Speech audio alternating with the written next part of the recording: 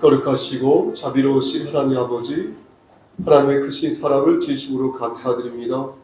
하나님, 우리를 하나님의 자녀로 삼아주셨사오니 이 은혜와 이 언약을 우리가 잊지 않고 하나님 말씀 안에서 하나님을 기쁘시게 하는 삶을 살 수 있도록 끝까지 우리와 함께하여 주시옵소서. 이 교회 공동체가 말씀 안에서 바로 세워질 수 있도록 하시고 하나님을 기쁘시게 하는 구원의 방주로서 살아 움직일 수 있도록 끝까지 역사하여 주시옵소서.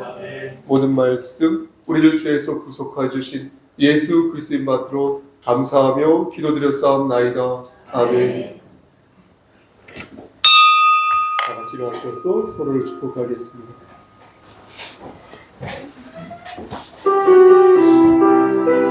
주님 함께하십니다.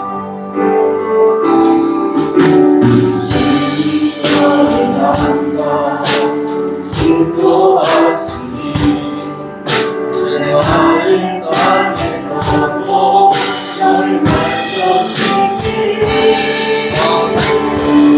너의 뜻을 감사하겠고 아니 않는 삶을 남기리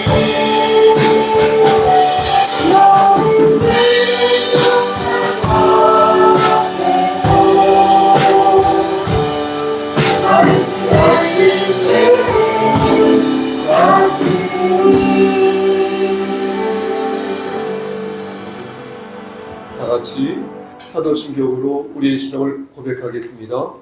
전능하사 천지를 만드신 하나님 아버지를 내가 믿사오며 그의 아들 우리 주 예수 그리스도를 믿사오니 이는 성령으로 잉태하사 동정녀 마리아에게 나시고 본디오 빌라도에게 고난을 받으사 십자가에 못 박혀 죽으시고 장사한 지 사흘 만에 죽은 자 가운데서 다시 살아나시며 하늘에 오르사 전능하신 하나님 우편에 앉아 계시다가 저리로서 산자와 죽은 자를 심판하러 오시니이다. 성령을 믿사오며 거룩한 공예와 성도가 서로 교통하는 것과 죄를 사해 주시는 것과 몸이 다시 사는 것과 영원히 사는 것을 믿사옵나이다. 아멘.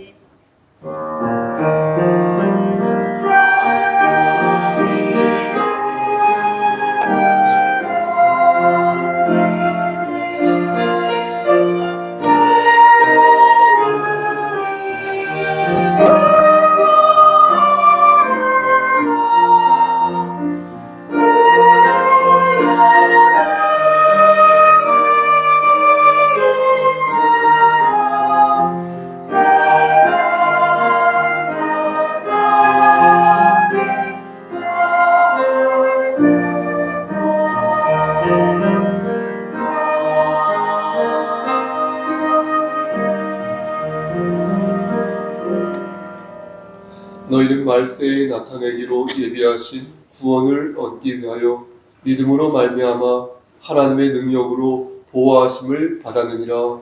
아멘. 인간의 생사복을 주관하시는 하나님 아버지, 우리에게 영원한 생명을 허락하여 주심을 한 번 더 감사드립니다.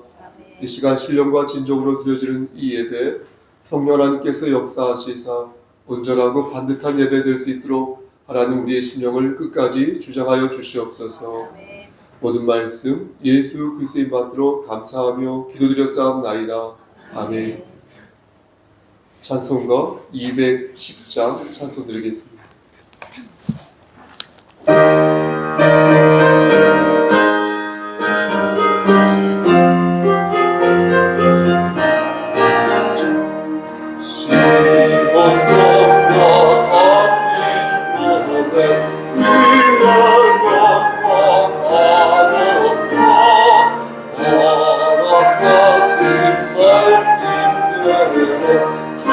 주로 지으세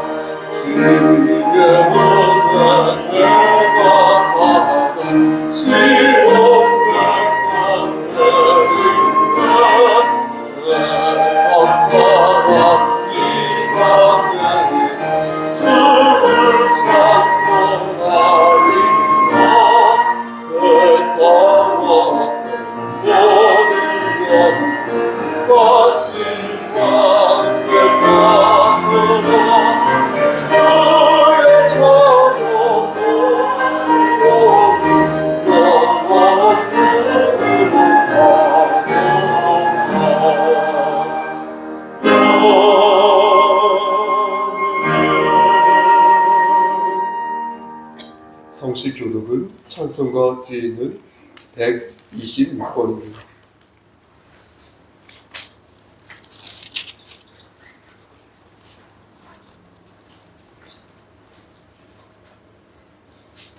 여호와여, 나의 영혼이 주를 우러러 보나이다. 나의 하나님이여, 내가 주께 의지하였사오니 나를 베풀어 자유케 하시고 나의 원수들이 나를 이겨 개가를 부르지 못하게 하소서. 주를 바라는 자들은 수치를 당하지 아니하며 까닭없이 죽이는 자들은 수치를 당하리라. 여호와여, 주의 도를 내게 보이시고 주의 길을 내게 가르치소서. 주의 의지로 나를 지도하시고 구원하소서. 주는 내 구원의 하나님이시니 내가 주님 주를 기다리나이다. 여호와여, 주의 긍휼하심과 인자하심이 영원부터 있었사오니 주여 이것들을 기억하옵소서. 여호와여, 내 젊은 시절의 죄와 허물을 기억하지 마시고 주의 인자하심을 따라 주께서 나를 기억하시되 주의 선하심으로 마옵소서. 여호와는 선하시고 정직하시니 그러므로 그의 도로 죄인들을 교훈하시리로다. 온유한 자를 정의로 지도하시며 온유한 자의 일에게 물을 가르치시리로다. 다 같이 여호와의 모든 길은 그의 언약과 증거를 지키는 자에게 인자와 진리로다. 아멘. 찬송가 끝에 있는 십계명을 천천히 낭독합니다. 시작. 제 이름 너는 나 외에는 다른 신들을 내게 두지 말라. 제 이름 너를 위하여 새긴 우상을 만들지 말라. 제 3은 너는 내 하나님 여호와의 이름을 망령되게 부르지 말라.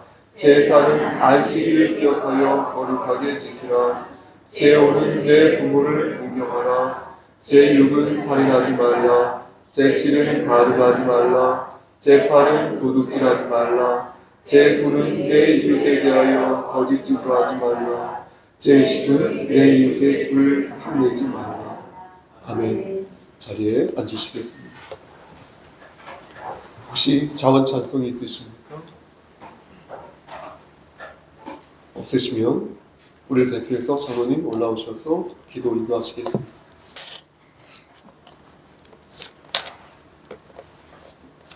기도드리겠습니다.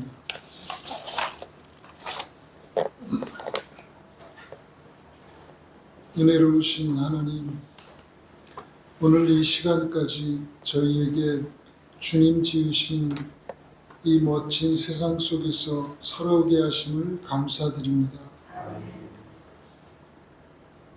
주께서 부르셔서 저희의 육신의 장막이 벗어지는 그날까지 당신의 은혜를 감사하며 살아가게 하여 주시옵소서.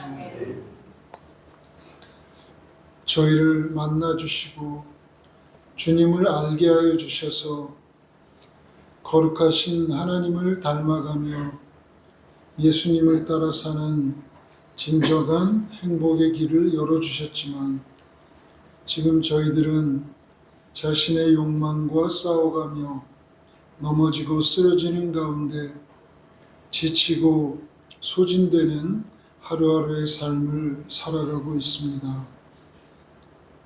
주님, 저희들의 이 모든 무거운 짐들을 다 주님 앞에 내려놓습니다.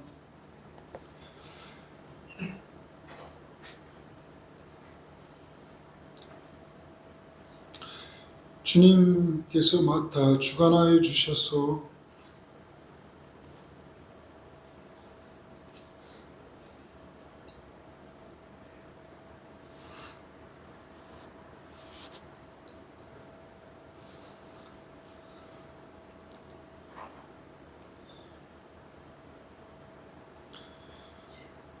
주님 안에서 주님과 함께 참된 평안을 누리게 하여 주시옵소서. 사순절 기간을 보내고 있습니다.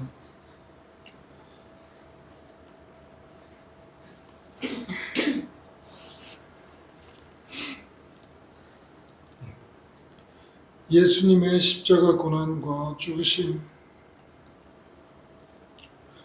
그리고 부활을 묵상하며 당신의 크고 놀라운 사랑과 은혜를 깊이 깨닫는 시간들 되게 하여 주옵소서. 저희 교회가 날마다 드리는 아침 예배와 주일 예배, 수요 예배, 그리고 셀 모임과 성경 공부 모임에 함께하여 주시고, 이 예배와 모임 가운데 저희 교회가 더욱 힘을 얻고 저희들의 모든 문제들이 해결되며 주님과 함께하는 평안이 충만하게 하여 주시옵소서. 교회의 우리 담임 목사님을 비롯하여 예배와 각종 모임을 위해 헌신하시는 모든 분들 위해 함께하여 주시고, 하늘의 신령한 복과 땅의 기름진 복을 충만히 부어 주시옵소서. 이 시간도 선포되는 주의 말씀에 저희들의 귀를 기울이게 하여 주시고, 저희 마음에 깊은 울림과 깨달음이 있게 하여 주시옵소서. 저희의 진정한 행복을 바라시며 저희의 길을 예비하시는 우리 주님 예수 그리스도의 이름으로 기도드립니다. 아멘.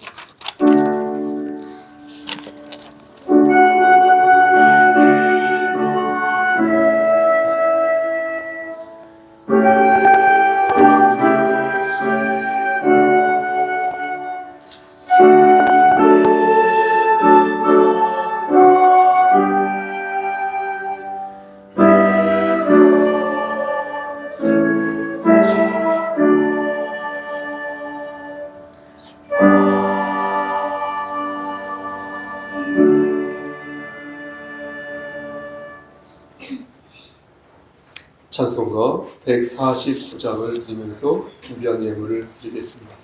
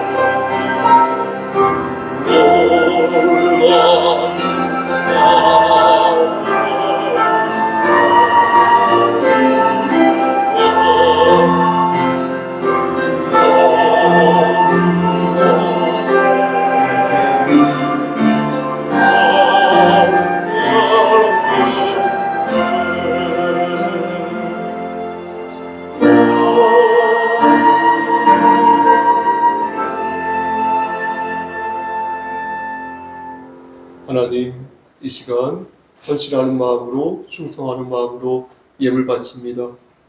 하나님, 이 예물이 하나님 말씀 안에서 반듯하게 사용되어 줄 수 있도록 하시고, 이 예물을 통하여 하나님 나라가 놀랍게 확장되어지는 역사 일으켜 주시옵소서. 하나님께서 함께 하시고 은혜를 베풀어 주시사 우리 성도님들 말씀 안에서 승리할 수 있도록 하시고, 저들의 곳간에 쌀이 떨어지지 아니하도록 저들이 거한 그 자리에서 하나님께서 풍요로움을 채워주시옵소서.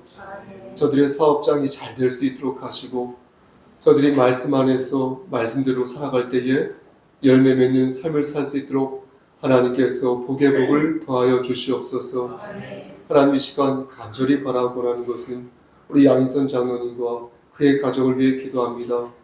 하나님께서 함께 하시사 장로의 직분으로 세워주시고 부족한 주의 종의 동역자로서 세워주셨사오니 아버지 하나님께서 끝까지 함께 하시사 말 그대로 육신의 장막이 벗어지는 그날일 때까지 장중에 붙잡아 주셨다가 하나님께서 원하시는 그때에 불러주셔서 하나님께 칭찬 듣는 삶을 살다가 하나님께 영광 돌리는 삶을 살다가 그날에 갈 수 있도록 하나님 복의 복을 더하여 주시옵소서.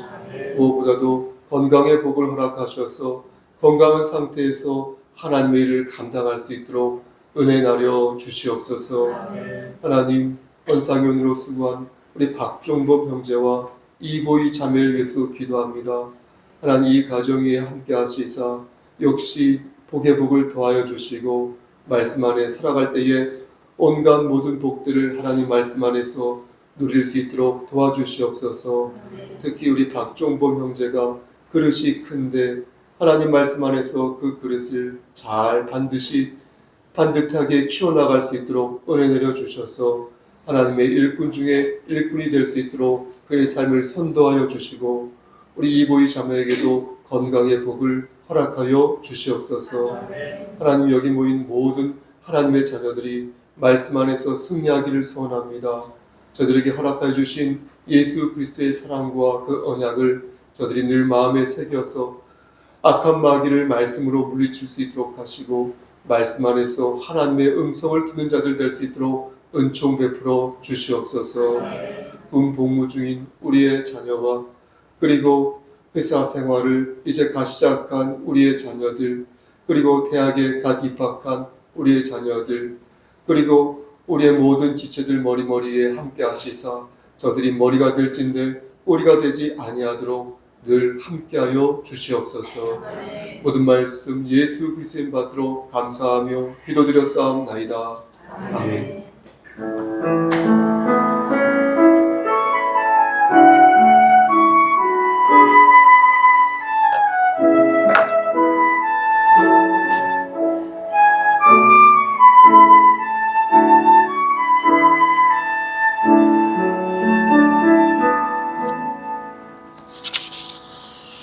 성경 봉독 읽겠습니다.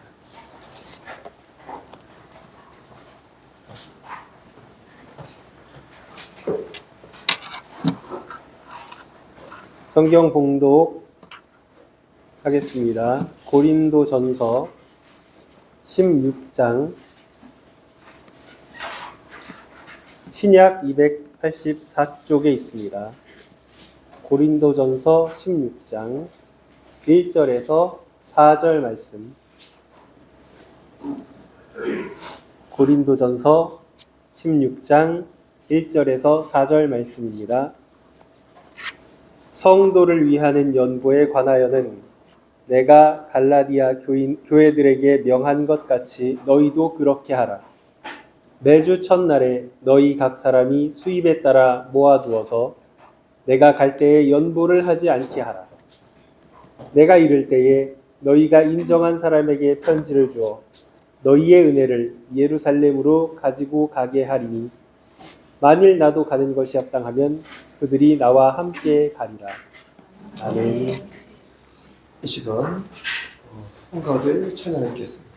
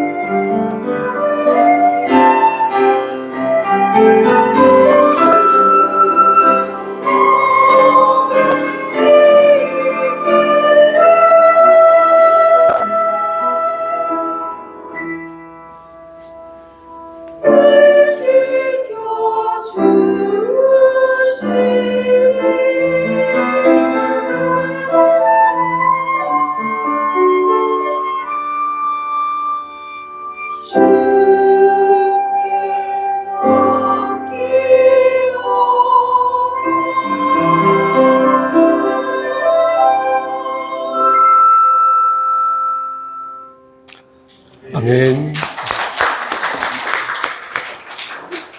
하나님, 이 시간 하나님 말씀을 대언하고자 합니다. 하나님 말씀을 바르게 전할 수 있도록 도와주시옵소서. 예수님의 이름 받들어 감사하며 기도드렸사옵나이다. 아멘. 오늘은 교회가 어떤 곳인지 또 교회된 자로서 우리가 어떻게 살아야 하는지 그것에 대해서 말씀을 전하도록 하겠습니다. 어쩌면 다 아는 내용이겠지만 그래도 1년에 두세 번, 서너 번 정도는 아는 것도 짚고 가는 게 좋을 것 같아서 그런 것이니 말씀으로 역사하시는 하나님의 음성을 들으시기를 바라겠습니다. 먼저 교회는 어떤 곳입니까? 교회는 빛이요 소금이라고 말씀합니다. 빛이요 소금. 만약 교회가 세상에 긍정적인 에너지를 끼치지 못하게 되면 복음을 전하는 것도 상당히 어려울 것입니다. 초창기 교회의 이미지는 어땠습니까? 매우 지적이고 매우 인격적이었습니다. 실제로 인텔리들이 교회에 많이 있어서 교회에 가면 배울 게 많다 이렇게 생각을 많이 했습니다. 하지만 그러한 인텔리들 있죠? 인텔리겐치아. 그들이 변질되면서 교회의 이미지는 상당히 추락됐습니다. 그러나 이율배반적으로 그로 인하여서 사람들은 하나님을 더욱더 의지하게 되었습니다. 하나님의 전능하심과 완전하심을 체험한 상태에서 교회의 이미지가 실추되어 온 거지 않습니까? 그러니 교회가 더욱더 빛이 되고 소금이 되어야 한다는 생각을 갖게 된 것입니다. 교회가 빛과 소금에서부터 멀어지게 되면 멀어질수록 그런 기능을 발휘하지 못하게 되면 그럴수록 어떻게 됩니까? 이런 소망은 또 간절해지고 그래서 교회의 역할을 말할 때마다 빛이요 소금이라는 단어만큼 적합한 단어도 없게 된 것입니다. 근데 문제는 무엇인지 아십니까? 교회가 한두 개가 아니라는 것입니다. 그러다 보니 내가 다니는 교회와 내가 다니지 않는 다른 교회를 비교하게 되는 것입니다. 처음에는 비교를 하여 내가 다니는 교회가 더 좋았는데 이게 자충수 맞죠?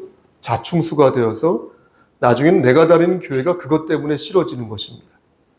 마치 남편의 자상한 모습으로 그와 결혼을 한 것인데 나중에는 그런 모습이 우유부단한 모습으로 비춰져서 도리어 남편이 미워지는 것입니다. 하나의 교회를 생각할 때는 교회가 빛과 소금의 역할을 잘 하고 있는지 성숙하게 돌아보게 되는데 교회와 교회를 비교하는 거예요, 여러분. 그렇게 비교하는 순간 시기와 불만이 생기고 나가 그 책임을 내 자신에게 묻기보다 다른 사람에게 묻는 경우가 많아지는 것입니다. 모든 불행은 어떻습니까? 사실 경험에서부터 오는데 그 경험이 어떤 경험입니까? 비교의 경험 아닙니까? 사탄이 하와를 찾아왔을 때 제일 먼저 한 행동이 무엇입니까? 하나님과 여자를 비교한 것 아니었습니까? 창세기 3장 4절과 5절 말씀을 보면 뱀이 여자에게 이르되 너희가 결코 죽지 아니하리라 라고 말을 하면서 너희가 그것을 먹는 날에는 너희 눈이 밝아져서 하나님과 같이 되어 선악을 알 줄 하나님이 아심이니라 이렇게 말했지 않습니까? 그러니까 사탄은 하나님과 인간을 비교하는 방식으로 인간의 죄를 책동한 것입니다. 이에 하와는 하나님처럼 되고 싶었던 것이고 사탄은 마귀는 그 마음을 교묘하게 이용한 것입니다. 사실 사탄은 하와의 마음을 이미 간파한 상태였지 않습니까? 사탄이 하와에게 참으로 하나님께서 동산 모든 나무의 열매를 먹지 말라고 하였냐? 라고 묻자 하와는 이상한 소리를 하면서 하나님이 하시지도 않은 말씀을 덧붙여 말을 합니다.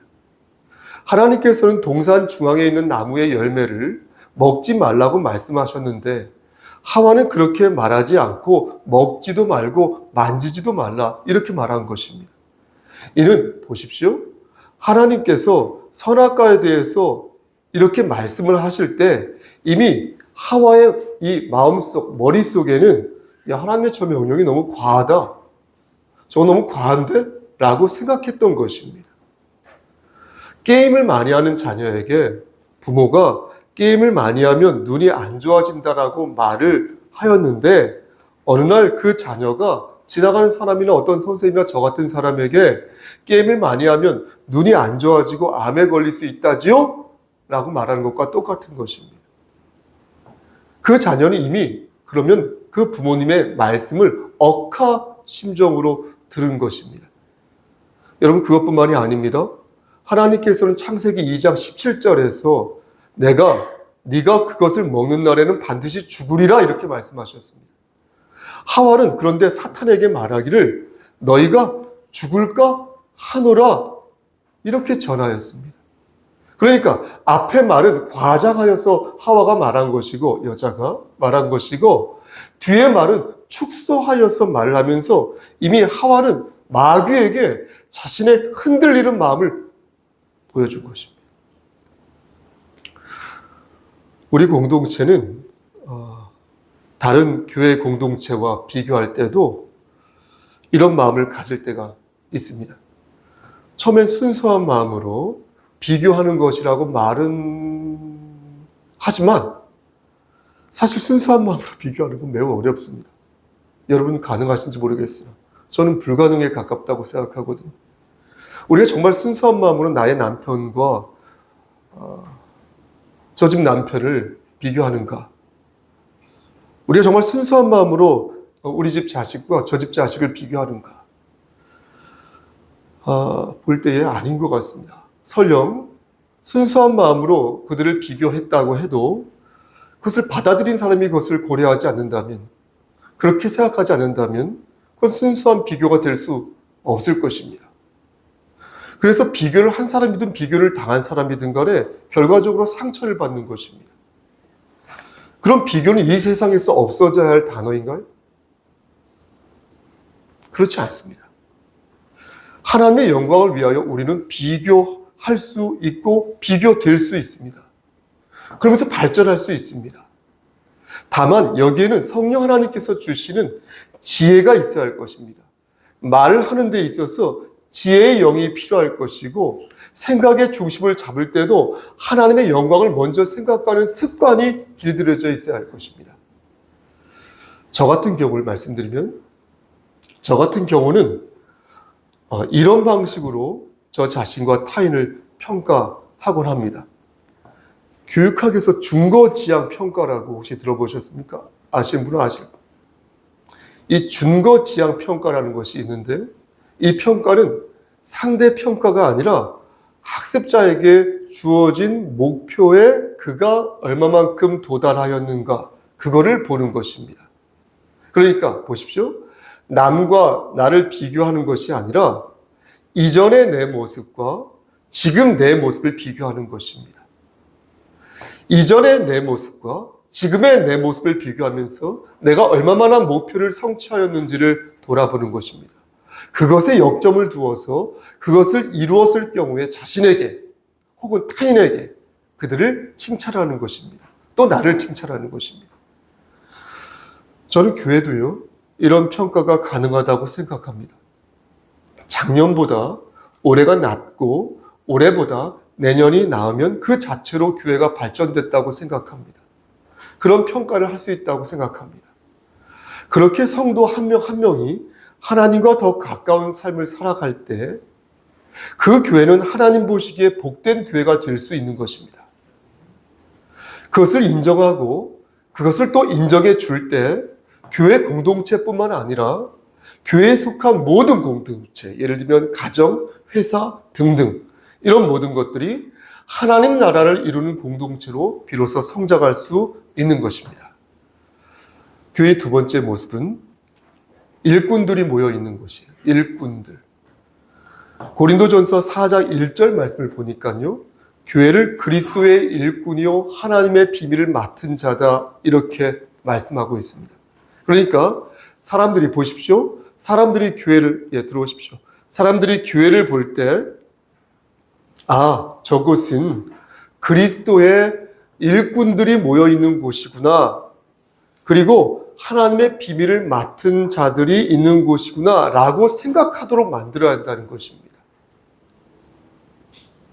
그리스도의 일꾼에서 이 일꾼은 헬라어로 휘페레테스라고 하는데요. 이 뜻을 찾아보니까 고대 전함에서 노를 젓는 노예를 가리킨다 했습니다. 휘페레테스. 다시요. 휘페레타스. 휘페레타스. 그런데 이 휘페레타스의 비슷한 말로 휘페레테스란 말이 있거든요. 이 휘페레테스는 다시 말씀드립니다. 휘페레테스. 제가 좀 헷갈리는데요. 휘페레타스. 휘페레타스는 그리스도의 일꾼이란 뜻이고요. 휘페레테스가 고대 전함에서 노를 젓는 그 노예, 일꾼들을 말하는 것입니다. 예, 이렇게 되는 것입니다. 그러니까 그런 종 같은 노예들이, 종 같은 일꾼들이 모여 있는 곳이 바로 교회라는 것입니다. 별로 중요하지도 않은 걸 가지고 고민한 것처럼 표정을 지으시는데 제 딴엔 중요하다고 생각했습니다. 그런데 여기에서 중요한 것은 저들이 누구에게 속했냐 하는 점인데 그게 바로 예수 그리스도에게 속했다는 것입니다. 그러니까 여러분들이나 여기 서 있는 저나 그리스도 예수 안에 똑같은 종이라는 거예요. 종 같은 노예라는 거예요. 종 같은 일꾼이라는 거예요. 세상의 굴욕 아래서 저들을 받드는 자가 아니라는 것입니다. 조금 심하게 표현하자면 우리 같은 사람들은 예수 그리스도를 위한 종인 것이지 세상을 즐겁게 하는 광대나 호구가 아니라는 거예요. 헷갈리시면 안 된다는 거예요. 우리 세상의 호구가 아니에요. 세상의 광대가 아니라는 거예요. 그래서 교회를 하나님의 비밀을 맡은 자라고 말씀한 것입니다. 예수님께서는 제자들에게만 천국의 비밀을 가르쳐 주셨습니다. 비밀이란 말은요, 하나님의 구원 사역과 하나님의 경륜을 말하는 것이거든요. 한마디로 말씀드리면 지혜의 영과 계시의 영을 하나님으로부터 받은 자가 바로 여러분들이라는 거예요. 그게 교회라는 거예요. 어떻게 하나님에게 예속되어 있는 사람들이, 이렇게 하나님께 예속되어 있는 사람들이 바로 교회라는 거예요. 그런 사람들이 모여있는 것이 교회 공동체라는 거예요. 대단하지 않습니까? 그럼 어떤 분은 저에게 아마도 이렇게 물으실지도 모르겠습니다. 그럼 목사님, 우리가 그렇게 하나님에게 속한 일꾼이요 하나님의 비밀을 맡은 자라고 한다면 굳이 함께 모여서 예배를 드릴 이유가 있습니까? 이미 우리 안에 하나님의 비밀이 있다면 그렇게 하나님의 경륜을 기대하면서 우리가 각자 살면 되는 거 아닙니까? 이렇게 물으실지도 모르겠습니다. 하지만 그것은 교회의 또 다른 모습을 모르고 하는 소리입니다. 에베소서 2장 20절 이하의 말씀을 보니까 교회가 어떤 곳인지 다른 각도로 말씀해주고 있는데요. 들어보십시오. 교회는 어떤 곳이냐면 교회는 성령 안에서, 따라해 보시겠습니까? 성령 안에서, 한 번 더 성령 안에서 함께 지어져 가는 곳이다. 정말로 중요한 말씀 아닙니까? 성령 안에서 함께 지어져 가는 것이다. 그리스도 예수께서 모퉁이 돌이 되시고 건물마다 서로 연결되어서 주 예수 그리스도 안에서 성전이 되어가는 것이 바로 교회라는 것입니다. 사도 베드로는 예수님을 모퉁이 돌로 표현하였는데 주목할 것은 예수님을 버려진 모퉁이 돌이라 이렇게 표현했다는 것입니다. 그러니까 보십시오. 예수님을 믿는 사람들에게는 예수님이 보배이지만 예수님을 믿지 않는 사람들에게는 예수가 버려진 돌멩이와 같다는 것입니다. 따라서 보십시오. 예수님을 머리로 두지 않는 교회는 교회가 아니라는 거예요. 그런 교회는 교회가 아니라는 거예요. 엄청 비가 번쩍하고 화려하고 자리가 성도들로 꽉 차 있어도 교회가 아닙니다. 그러므로 성도가 예수님을 머리로 두지 않으면 떨어져 나간 포도나무 가지와 다를 게 없다는 것입니다. 그래서 성경은 교회를 그리스도의 신부요 아내라고 표현하고 있는 것입니다. 그래서 성경은 교회를 푸른 초장이요 쉴만한 물가다 이렇게 말씀하는 것입니다. 또한 교회는 성령 하나님이 임재하는 곳입니다. 고린도전서 6장 19절에서 말씀하시기를 제가 한번 읽어보겠습니다. 너희 몸은 너희가 하나님께로부터 받은 바 너희 가운데 계신 성령의 전인 줄 알지 못하느냐? 너희는 너희의 것이 아니라 이렇게 말씀하셨거든요. 그러니까 여러분들의 몸과 여러분들의 마음은 성령님이 임재하는 곳이라는 거예요. 저도 마찬가지. 그러므로 거룩하게 내 몸과 내 마음을 관리할 필요가 있다는 것입니다. 왜 술에 취하면 안 됩니까? 까짓 거 마셔주죠. 안 된다는 거예요. 왜 방종한 그런 삶을 살면 안 됩니까? 왜 무절제한 시간으로 시간을 우리가 허비하면 안 됩니까?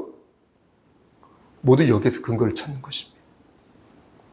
우리의 몸은 성령이 임재하시는 곳이기에 잘 관리하다가 여러분들의 몸과 마음을 하나님께 도로 갖다 드려야 한다. 믿으십니까? 그럼 오늘 본문에는 교회가 어떤 곳이라고 말씀하는지 간략하게 말씀드립니다. 오늘 본문을 보면 교회의 본질이 무엇이고 교회의 수준을 가르는 기준이 무엇인지를 말씀합니다. 여러분 1절 말씀을 보시겠습니까? 제 눈 안 보셔도 됩니다. 1절 말씀. 1절 말씀 보면 뭐라고 말씀합니까? 사도 바울이 고린도 교회 교인들에게 연보를 할 것을 권면하고 있죠. 그렇죠? 연보란 헌금을 뜻합니다.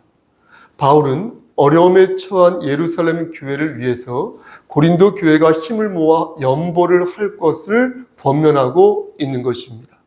그런데 1절 말씀 중간을 보시겠습니까? 1절 말씀 중간을 보면 갈라디아 교회에 명한 것 같이 라고 말씀합니다. 여러분 갈라디아 교회는 어떤 곳입니까? 여기서 말씀하는 갈라디아 교회는 바울이 1차 전도 여행 당시 개척하였던 안디옥 교회와 마게도냐 교회를 가리키는 것입니다. 이들이 예루살렘 교회를 위해서 익히 연보를 하였는데 이들처럼 너희 고린도 교회 성도들도 연보를 하여서 저들을 도왔으면 좋겠다 이렇게 말씀하고 있는 것입니다. 그러니까 이들은 사전에 뭔가를 주고받았던 경험이 있었다는 것입니다. 이것은 교회가 하나의 교회에 머물러 있는 것이 아니라 여러 교회와 연결되어서 공통의 사역을 하는 것임을 가르쳐 주는 것입니다. 그러니까 넉넉한 교회가 그렇지 못한 교회를 도와주면서 하나님의 일을 연대하였다는 것입니다. 우리 사이즈만한 교회가 우리보다 더 작은 사이즈의 교회를 연대하여서 도와주었다는 것입니다. 그렇게 함께 세워져 가는 것이 교회 공동체이니 최소한 교회에서만큼은 우리 사회에서 보여지는 무엇이 없어야 되겠습니까? 양극화가 있어서는 아니 된다는 것입니다. 어느 교회는 수십억, 수백억을 가지고 있고 어느 교회는 담임 목사, 교역자, 생활비가 50만 원도 안 되는데 그것도 못 드리는 그런 교회가 이 땅에 있어서는 아니 된다는 것입니다.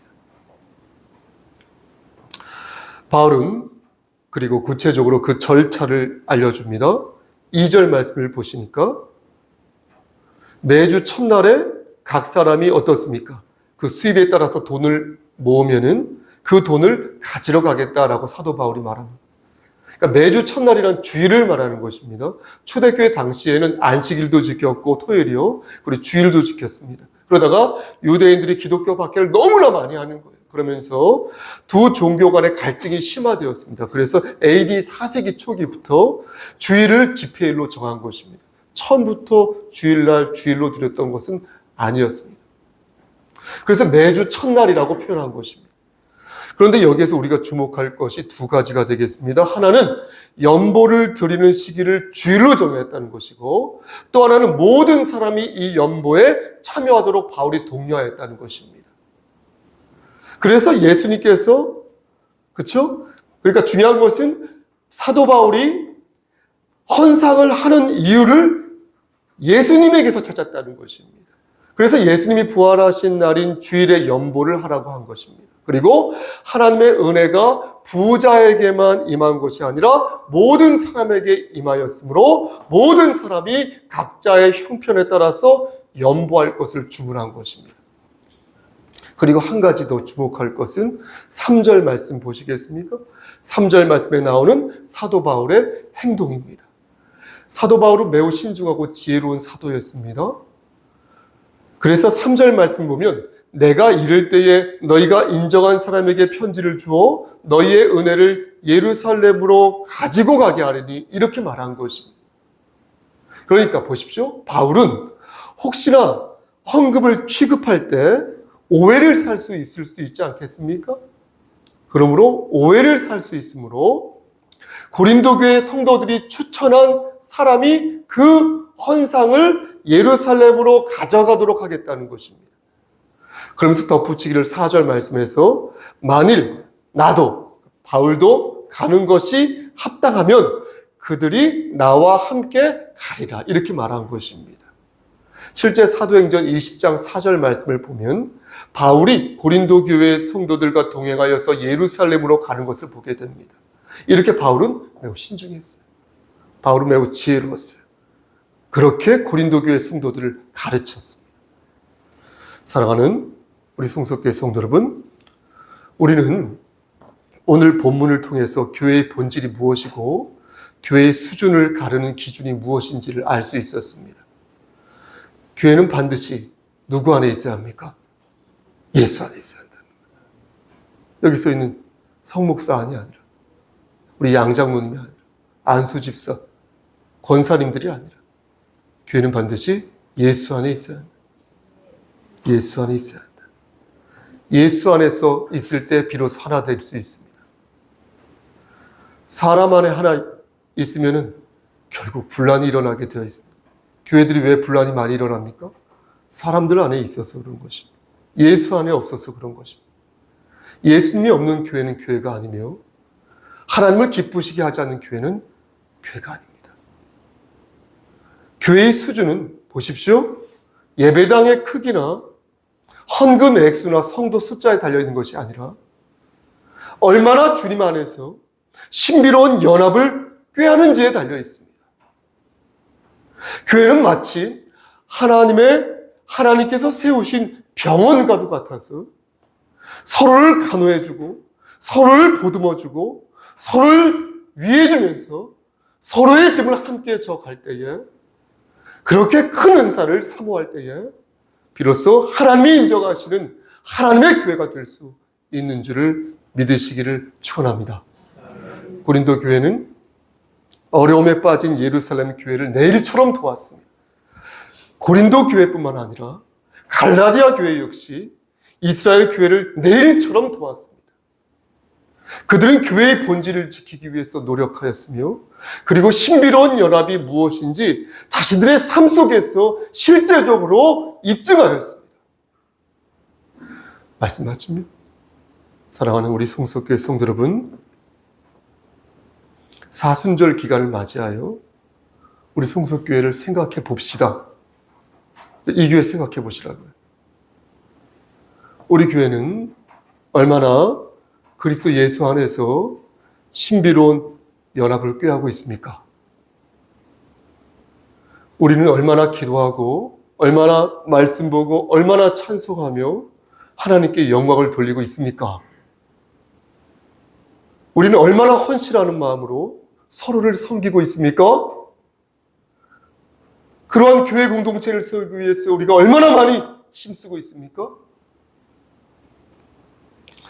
저는요, 다른 많은 교회들과 우리 교회를 비교하는 것이 아닙니다. 그런 거 별로 좋지 않습니다. 덕이 되지도 않습니다.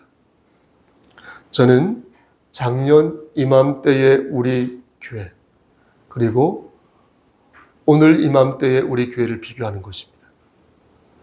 작년 여기 서 있었던 저의 모습과 오늘 여기 서 있는 저의 모습을 비교하는 것이고요. 집사님들도 그렇게 들으세요. 작년 저의 그릇과 오늘 저의 그릇이 얼마나 청결했는지를 비교하는 것입니다. 여러분들은 어떻습니까? 여러분들의 그릇은 깨끗합니까? 하나님은 다 아십니다. 여러분들이 서 있는 그곳에서 빛과 소금의 역할을 다 하고 계십니까? 하나님은 다 아십니다. 그리스도의 일꾼으로 하나님의 비밀을 맡은 자로서 여러분 충성을 다하고 있습니까? 혹시 예수님을 버려진 돌로 생각하여 하나님을 등진 삶을 지금 살고 있지 않습니까? 사랑하는 우리 송석교 성도 여러분, 바라건대 주님을 주님으로 받드는 교회 되시기를 소원합니다. 우리는 혼자 신앙생활을 할 수 없으니 그리스도 예수 안에서 하나님의 병원처럼 성도들의 시작과 성도들의 끝을 직관하시기를 소원합니다. 여러분 그렇게 사시다가 하나님께서 정하신 그날에 부디 천국에 당도하시는 여러분 되시기를 주님의 이름 받들어 간절히 축원합니다. 아멘. 기도하십니다. 하나님, 좁은 입으로 하나님 말씀을 대언하였습니다. 하나님, 하나님의 천국 백성으로서 우리가 서 있는 그 자리에서 빛과 소금의 역할을 잘 감당하고 하나님을 기쁘시게 하는 삶을 살다가 하나님께서 정하신 그날에 하나님 만날 수 있도록 도와주시옵소서. 모든 말씀 예수 그리스도인 받들어 감사하며 기도드렸사옵나이다. 아멘.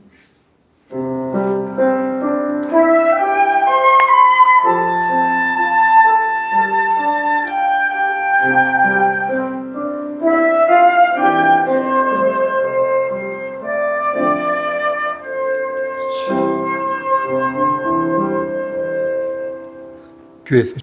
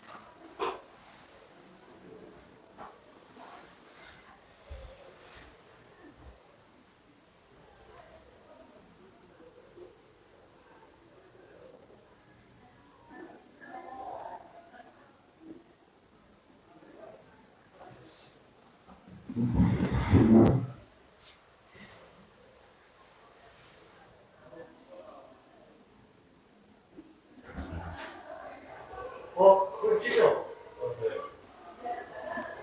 누구야, 저 혼자인가요? 모르죠, 나도? 잠깐만, 내가 밑에. 머리는 어디서 깎고요? 두 개에서? 두 개에서 깎았어요? 한 2개월 정도, 3개월 정도 안 닦아도 될 것 같아요. 그랬어요. 머리 한 달 잡고 있어요. 놀아가야지. 머리 한 달 잡고 싶다는 거 아니에요?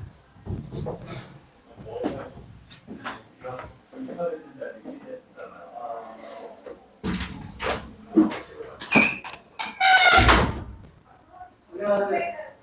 네, 받았어요. 머리 좀 받으셨네.